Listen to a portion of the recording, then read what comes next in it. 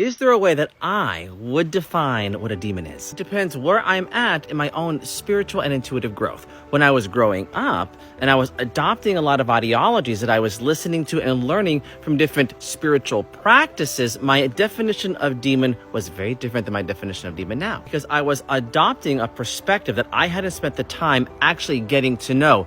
Not because I couldn't see the energy, but because I was too afraid to get to know what that energy is. One of our first definitions of demon is something that is outside of us, that is affecting us, that we are afraid of because we are somehow in submission to, and it can then control us or have power over us. And a lot of that is because of some form of religious indoctrination. And sometimes you've been exposed to something, you have seen something that you just somehow couldn't explain, and you become very fearful of that. Your endocrines become very, very engaged, and they shoot an adrenaline rush to your brain, and all of a sudden you feel like, oh my goodness, now I've got to run away from this because somehow this is going to affect me and somehow it's going to hurt me. So then your mind becomes very confused with the projection of what fear is, and it's stimulating that adrenaline rush. But again, pay very close attention. Your projection is stimulating that adrenaline rush. And even though I was aware of energy like that, and I felt like the energy was very, very real to me, it wasn't until I challenged that indoctrination of fear that I hadn't been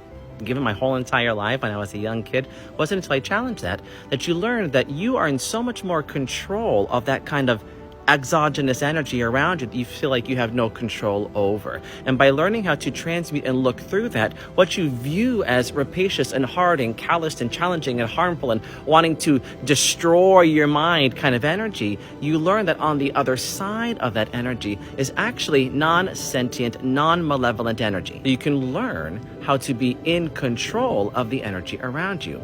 And doesn't that feel so much better?